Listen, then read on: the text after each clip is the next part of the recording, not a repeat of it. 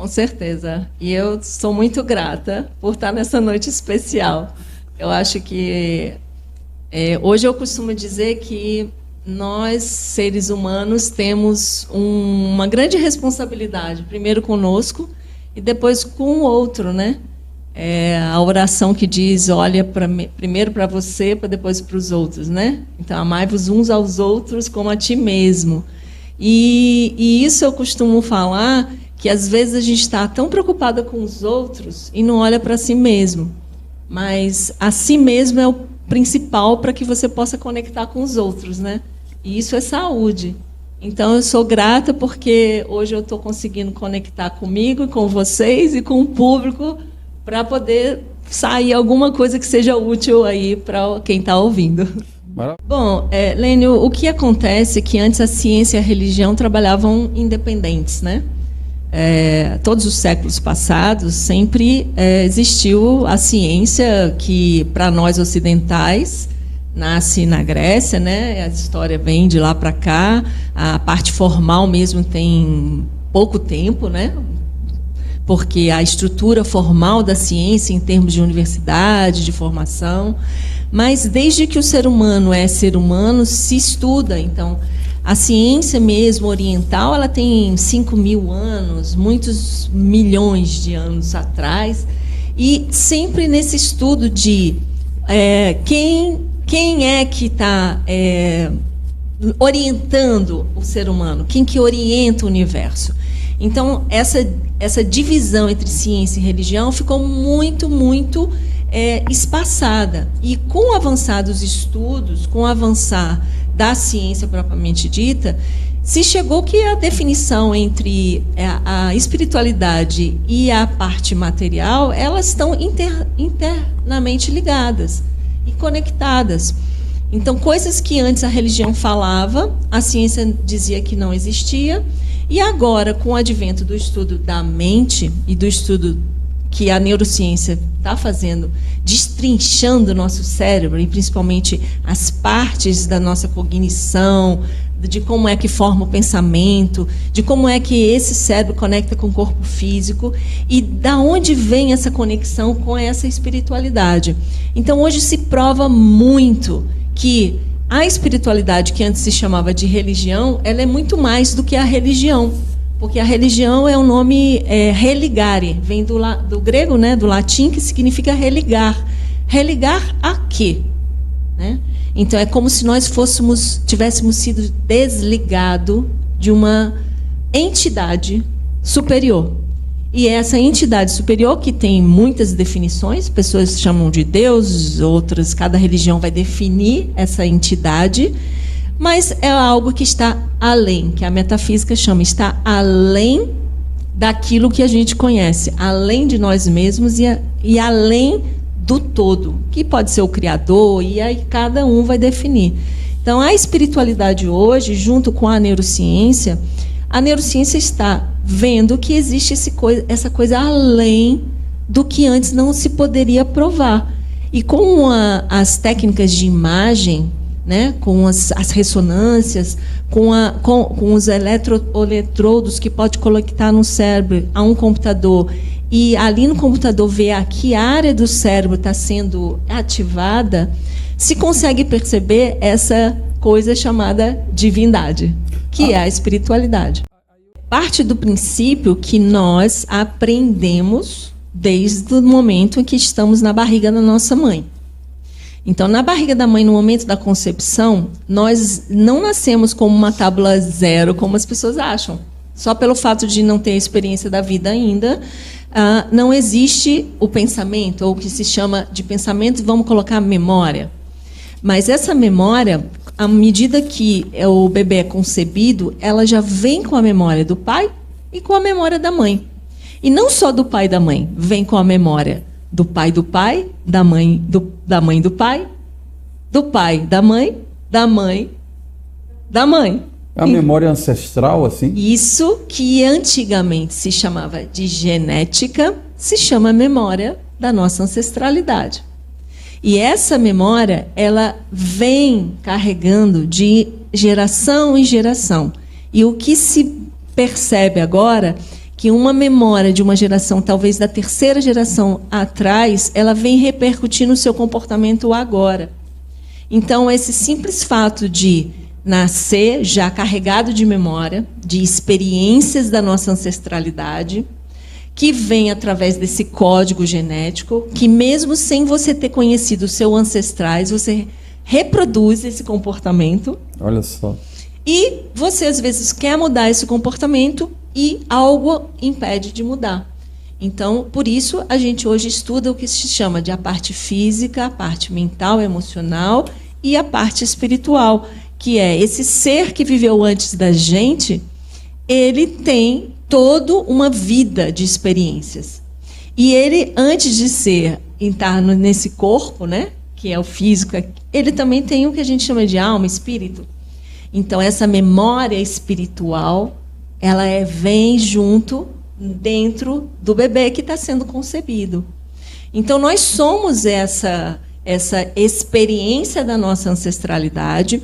E depois que a gente está na barriga da mãe, por isso que fala que a gravidez é algo especial.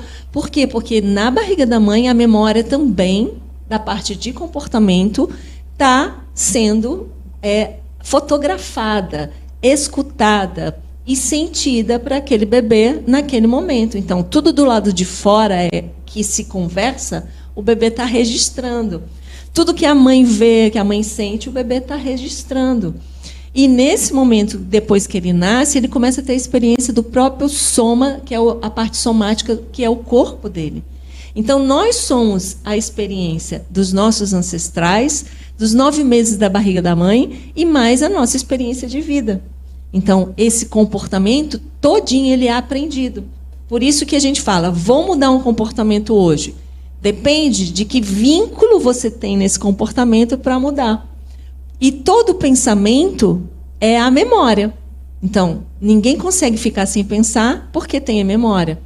Então, o pensamento ele é uma instância que pode ser do passado, ou seja, da memória que foi registrada, todas as memórias que eu falei, e também da própria experiência da pessoa e também do futuro, porque a nossa mente tem essa capacidade de imaginar. Então, como a doutora Ana estava falando de ansiedade, a ansiedade só existe porque no pensamento, o pensamento está na imaginação, no futuro. E quando ele está no futuro, o futuro não aconteceu. Como não aconteceu, o nosso corpo se projeta para frente e gera essa ansiedade. Então, todos os nossos neurotransmissores vão ser produzidos substâncias como se fosse a realidade. Sim, vão ser acionados. Né? Eles são acionados com a imaginação. Sim. Por isso que fala hoje muito em tela mental, criar a própria realidade, porque o pensamento tem essa capacidade de imaginar ou lembrar, vai produzir a mesma substância. E a neurociência prova isso hoje através desses circuitos colocados nos cérebros, que coloca a pessoa imaginando a coisa, a mesma área do cérebro vai ser ativada com ela tendo passado pela experiência ou vivendo no momento. Vamos ver se eu consigo responder essa questão, porque divisão da mente... nós temos a divisão do corpo e a mente, né? Isso. Mas a própria mente mesmo, ela tem as suas instâncias, vamos dizer assim, as suas funções. Existe a parte funcional, né? E existe a parte que é subjetiva da mente. Então, eu trabalho com programação neurolinguística, né? Uma das minhas bases dentro do trabalho de mentoria é a programação neurolinguística, que foca diretamente nessa mente subjetiva. E o que é a mente subjetiva? A mente subjetiva é aquele significado que nós damos às nossas experiências. E esse significado que é registrado na memória, ele vai gerar um sentimento. E esse sentimento, a emoção ela existe, a emoção ela é natural, é dada pelo sistema límbico, dentro do próprio sistema do cérebro. E, como a doutora falou, né, Ana, que é uma coisa nata. Então, as emoções existem básicas para proteger, para a gente correr, para a gente fazer as nossas funções do dia a dia. Mas quando você transforma essa emoção em um significado, daquele evento que houve a emoção, esse significado a gente dá um nome de sentimento. E às vezes as pessoas ficam presas no significado. Isso significa o quê? Lá dentro da mente, as informações vão ser registradas em formas de imagens, de som e de sensação. Então, se você colocar que cada evento da sua vida tem essa instância da mente, essa divisão entre imagens, sons e sensação, todos os eventos que você procurar lembrar vai ter imagens, sons e sensações. E uma das causas da fobia é que, por isso ela dá de vez em quando, por isso não se sabe exatamente por que ela é ativada em algumas pessoas e outras não, tanto faz no campo ou na cidade, né? É que, por essas imagens, sons e sensações estarem registradas, é como se fosse um ícone que vai disparar a informação daquela que a pessoa está vivendo naquele momento. Então, ela passa para um ambiente, e aquele ambiente linka com a memória lá do passado, dispara, e aquele sintoma que aquela pessoa sentiu naquele momento lá atrás do passado, ele volta à tona e ele vai sentir novamente tudo como se fosse agora. Mas ele passou por um ambiente que não tinha nenhum risco. Mas aquele ícone, que seja a imagem ou o som, a sensação, dispara aquela informação. Link, né? Cria o que a gente chama de âncoras, que é o que se chama de gatilho mental hoje. Esse é o nome que dão para o nome moderno, né? Moderno. Dentro da neurolinguística, a gente chama de âncoras, que vai lá, disparou, puxa a sensação e vem novamente. E aí a pessoa entra no estado fóbico. Hoje, praticamente, o forte que eu estou fazendo é da mentoria. Por conta da pandemia, nossos treinamentos são, a maioria, presenciais, porque trabalha com mudança mesmo de comportamento, mudanças de crenças, de valores, de identidade. A gente trabalha do nível ambiental até o espiritual, dentro desses níveis que se chama de níveis neurológicos da nossa mente. Então, o trabalho é fazer com que esse indivíduo, seja ele esteja na empresa ou na família, esse indivíduo, ele é um ser. E esse ser, ele tem a performance dele que se dá de acordo com o aprendizado que ele teve, com a família que ele nasceu, com a cidade que ele está.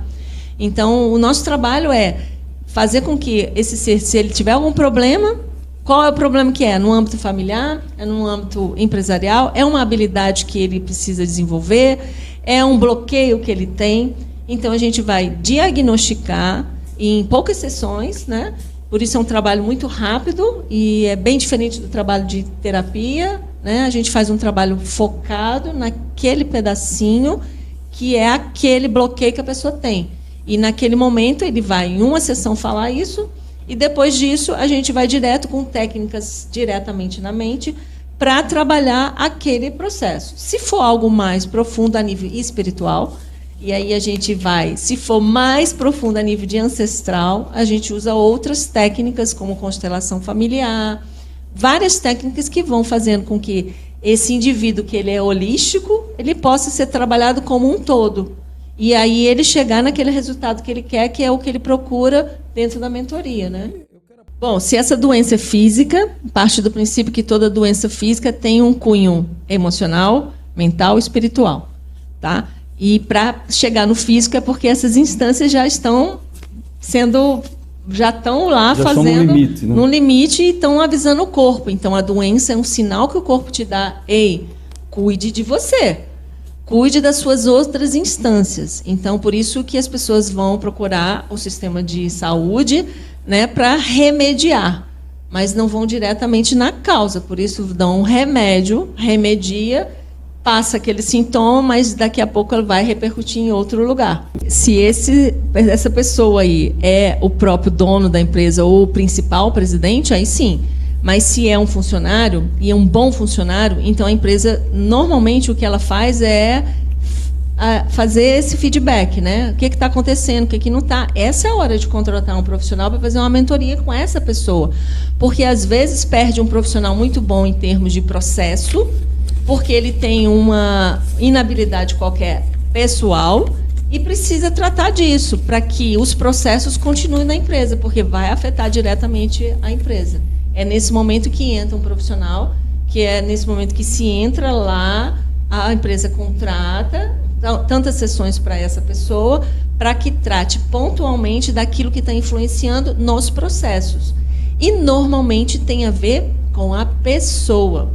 Essas pessoas não fazem normalmente terapias ou não procura esse processo, porque elas acham que tudo é muito racional, muito processual e não conseguem olhar para elas mesmas. Mas, dentro de um processo, se ela não consegue fazer isso, a forma de fazer algo pontual faz ela abrir a cabeça de que ela existe enquanto pessoa. E não dá mais para sacudir lá fora, deixar a pessoa do lado de fora da empresa, no tapete, e entrar só para fazer o trabalho, porque é ser humano. E esse ser humano, ele vai estar em todos os ambientes, inclusive na empresa. Não tem que fazer um trabalho, sim, individual. Eu tenho um caso, né, de uma pessoa dentro de uma grande empresa que fez um trabalho há pouco tempo de mentoria e ele estava apresentando. Dentro das empresas existe o feedback 360 graus, né? Que é um feedback que o gestor de cima dá para o de baixo dá para o de cima e os laterais também dão. E aí ele teve um feedback de que ele era uma pessoa muito boa em processos, mas na hora de tratar os abaixo dele, ele era muito rude, foi a palavra usada. E aí o superior dele disse assim, olha, eu acho bom você fazer um trabalho. Foi quando ele me procurou para fazer um trabalho. A gente fez um trabalho em 10 sessões e nas quinta sessão já teve feedback lá de que, nossa, o que aconteceu com fulano? Que ele está tão assim diferente. E a gente trabalha os processos internos dele, enquanto pessoa, para que ele possa se comunicar de uma forma mais de acordo com o que o gestor de cima quer que ele faça. E como que vai mexer isso e o que acontece, a gente nunca sabe, Lênin? Porque cada pessoa tem uma estrutura de personalidade, cada pessoa tem uma estrutura familiar, e cada pessoa tem uma forma que entende, que a gente chama de crenças, uma forma de que ela valoriza, que dá importância para as coisas do dia a dia dela, de acordo com a cultura familiar e a cultura do país. Os ansiosos que estão ouvindo, se você tem alguma ansiedade que não seja patológica, óbvio, exercício de respiração ajuda bastante, mas para acalmar a sua mente mesmo, talvez você possa, uma das coisas que a gente ensina dentro das formações que a gente faz, é você começar a prestar atenção como é que você pensa. Porque nosso pensamento vem através de muitas imagens. Então, isso que ela falou, que tem um pensamento muito rápido, é que você vê tantas imagens ao mesmo tempo e precisa estar focando. É como se sua mente, na sua tela mental, fosse aquela loja de televisão com várias televisões ao mesmo tempo. Então, acontece isso aqui dentro da sua mente. Você está com a sua tela, com um monte de telas de televisões, e isso vai passando como filmes muito rápido. Então, o que você faz é, foca o seu olhar, em vez de ficar olhando para cima, ou para o lado, ou para o outro, comece a focar o seu olhar na direção do seu nariz. Se você faz isso, vai diminuir bastante a sua formação de imagens. E nesse momento que você coloca a sua posição no nariz, você vai ficar olhando nessa posição, sem movimentar os olhos para cima, e só respirando. Você vai diminuir sua ansiedade bastante. É uma dica que você já pode ir treinando. Tanto trabalho, mas tanto trabalho, com diversas áreas para provar que existe algo além da parte física e emocional, que é o que se chama de espiritualidade. Eu trouxe um dos pesquisadores que ele faleceu, é um americano, ele fez muitas pesquisas, tem muita literatura já publicada. Ele faleceu em 2018 e ele é um estudioso que foi meio pioneiro bastante nessa área. E ele prova essa parte da parapsicologia, ele prova das telecineses, do biomagnetismo. O nome dele é Michael Persinger. E ele chegou a falar sobre a experiência da divindade. Ele estudou muito a conexão de como é que a mente funciona, que ela está conectada diretamente a essa força bioelétrica magnética que vem além do cérebro. Então, hoje a neurociência está provando que existe sim o Deus, que é essa experiência da divindade. E isso está cada vez mais no mundo científico sendo provado. Junto com a meditação, junto com a ayahuasca. Nós temos aqui no Rio Grande do Norte um ótimo local de estudo, com pessoas maravilhosas no Instituto do Cérebro, que fazem trabalhos maravilhosos de referências mundiais, né? Então, nós temos muita gente estudando a espiritualidade, a meditação, junto com como provar essa experiência da divindade. Okay. Então, assim, quem quiser buscar, busque hoje no Google Escolar, se vocês quiserem ver muitos artigos que falam e provam, dentro da estrutura mental, essa força que está além de nós. Bom, eu tenho 2 Instagrams, um da @humanocenter, né? E @euminutro, que é mais pessoal. Mas dentro do @humanocenter, vocês podem entrar no site também, da humanocenter.com.br, e vocês vão estar com os meus contatos lá também. É só... Tem o telefone, né, também, doutor? Bom, o telefone está na tela aí, pode Maravilha. Dar uma olhadinha, 999-291955, né? Quem quiser marcar alguma sessão de mentoria, conhecer o trabalho, é só falar. E tem bastante conteúdo no canal da Humano Center também. Se vocês quiserem entrar lá no canal, eu sempre faço programas falando de alimentação, da parte energética, dos 4 corpos, de como você... Eu sou muito do como, então eu dou muito dicas de como você fazer do dia a dia mesmo, na parte prática, né? Então lá no canal tem muita coisa legal, vocês podem entrar, aproveita para assinar lá, para receber diretamente quando eu publicar. Toda semana tem conteúdo e vocês podem estar indo lá e verificando, tá bom? Dá um joinha lá, comenta, faça as perguntas. Quando vocês fazem a pergunta lá, eu tenho também ideia de o que vocês estão querendo que se fala, para poder eu postar um conteúdo diferente, para ter essas dicas mais práticas para vocês. Quero agradecer, Lênio, pela oportunidade. Quero agradecer a todos vocês aí e estamos juntos. Humano Center é o lugar onde seus sonhos vão brilhar. Aqui você vai